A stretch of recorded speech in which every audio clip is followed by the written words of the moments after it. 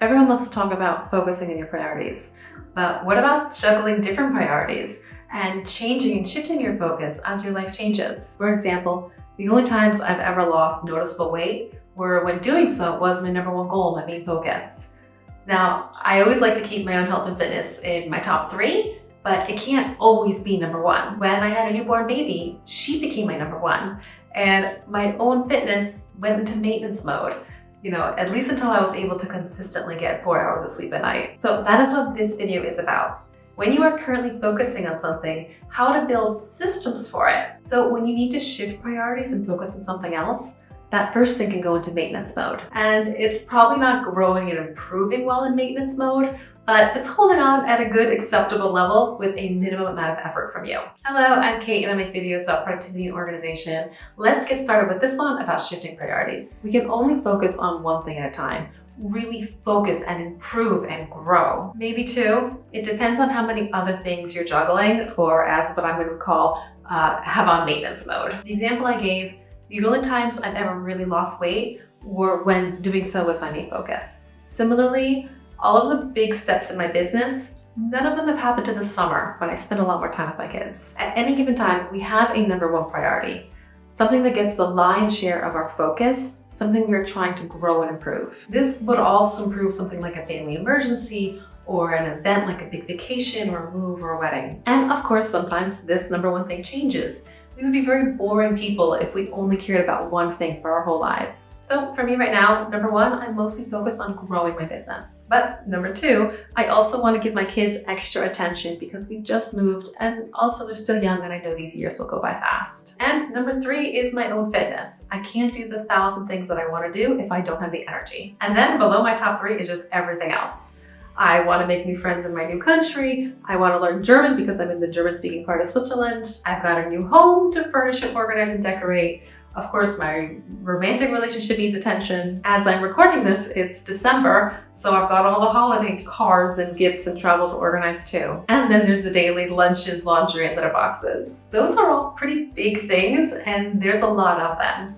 I'm a pretty organized and productive person, if I can say so myself, but you can't organize more hours into the day. What I can do is focus on one at a time that I want to grow and improve. And while this one area of my life has my main focus, I build systems for it.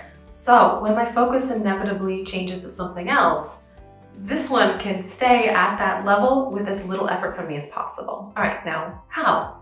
Building systems can mean a lot of different things. It can be habits, delegating, automating. It can be a safety net. So if something unusual happens, something or someone helps me out so I can't deal with that little spike. It's probably easier to just give some real life examples. I'll give some from my life. For example, my app business. I own Simply Digital, the company that makes Simply Goals and Tasks. Right now, growing my business is my number 1 focus. But if tomorrow me or my kids got the flu, I could pretty much pretend I don't have a business for a week and it would be fine. Literally just 5 minutes to check for a message from my accountant, my crash detection software, or a new nasty review in the App Store. That would tell me if something bad had happened when I wasn't paying attention. But the chances of an emergency are minuscule.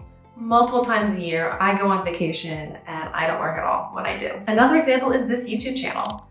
Lots of times I record and completely make start to finish a video the same week that it gets uploaded. My home organization videos are all like that, but I can also work on them in batches. For example, this video right here is one of 5 that I'm making in early December. So in late December, when I'm with my family for Christmas, I can just do the small little things to keep the whole system going. Basically, my YouTube channel is going to be on maintenance mode.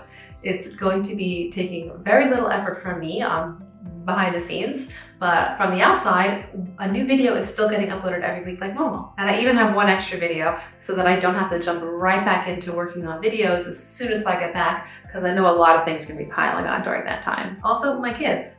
Of course, my kids are always my priority, but sometimes that can mean focusing on my business so we can all have a better life, or when we moved and other things that are for everybody but aren't exactly directly focusing on my kids. So how do I systemize caring for my kids? Well, they have full lives even when I'm not giving them a lot of my time. We have all the big full day outings that we can do, But if I can't do those for a couple weeks, they still do fun things just without me. My Girl Scouts or playdates and other things we have going on. And they still get plenty of mommy time every morning and evening. That's just built into our daily schedule. So even when I'm not being a great mom, they don't even actually notice. They're still spending lots of time with mommy and they're still doing fun things. Let's do a smaller example. Work and kids are both really big ones. So we just moved from Italy to the German-speaking part of Switzerland. Obviously, I need to learn German, but at the moment, it's not a top priority because it's just not. So I go to an in-person German class twice a week, and every day I do at least one Duolingo exercise. I've got a 410-day streak. These are habits now. They still take hours out of the week, but it's all very automatic, very much a maintenance mode priority. It's still a priority. It's still something that I think is worth spending my precious time on, but it's just a lower one. And at least for now, maybe in 2024, it'll become a higher priority for me. Another great example is housework.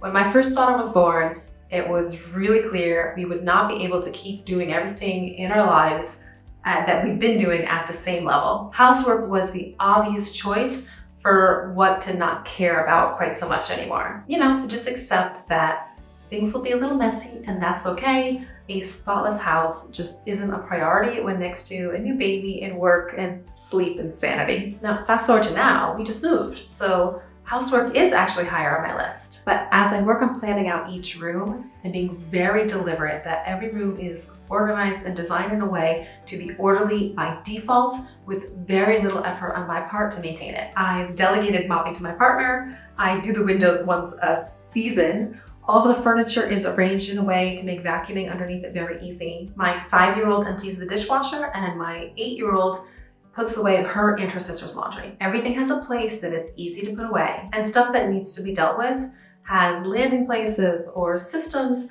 so that they don't stay out and they don't pile up. So you can see how I wouldn't have built a software company without that being my number one focus for periods of time. And I wouldn't have kids that play nicely by themselves and contribute to housework without, to quote Louie's mom, I worked hard to make sure you were a nice kid. Same with starting this YouTube channel or moving to Italy or moving to Switzerland. Things only grow when you make them a priority and give them your focus. So how do you keep all the other balls in the air?